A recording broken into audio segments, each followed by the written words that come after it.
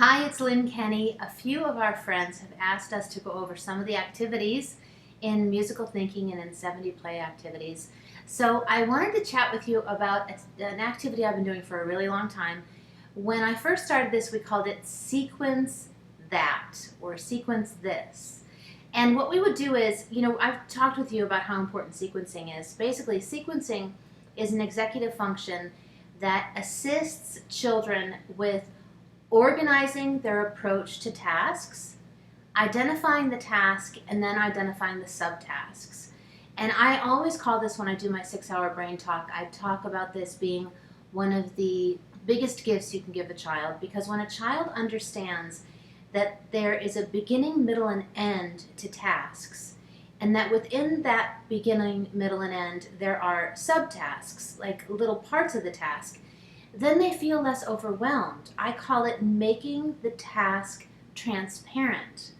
So when we used to do sequence this, we used to just take an activity, like a musical thinking. I think we did brushing our teeth.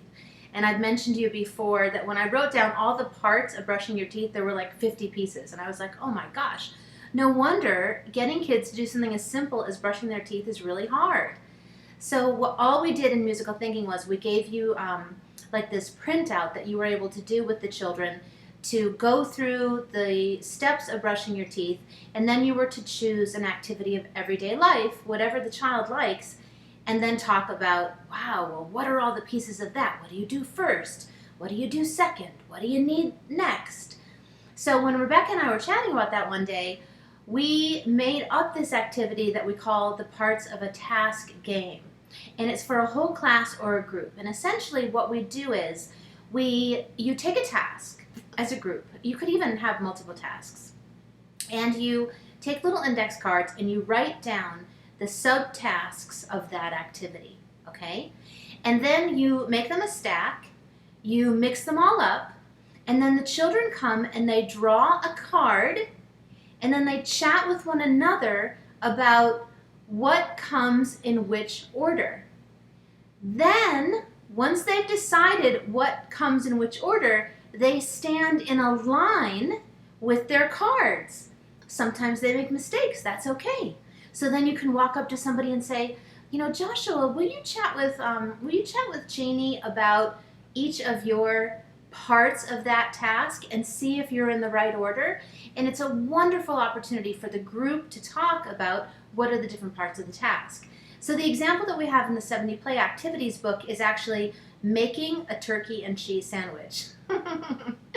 And so we basically identified that to make the sandwich, you need to get the ingredients, get a plate, put 2 slices of bread on a plate, put 3 slices of turkey on a slice of bread, put 1 slice of cheese on a slice of bread, put the bread, cheese, and turkey together, cut the sandwich in half. You could add mustard and mayo if you want.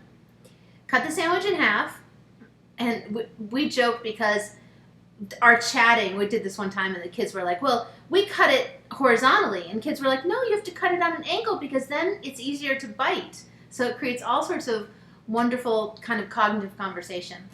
Then you put away the ingredients, you wash the implements, the plate and the knife. So that's one of the activities, and I just printed this out and noticed that I love that the little square is blue. I love that the book is blue and black and white, just trying to make it a little prettier for you all. So that is the parts of the task game, and I hope that you really enjoy it, and I hope that you modify it and change it and improve it and use it to create all sorts of cognitive conversations with your class or your group in therapy. Chat again soon.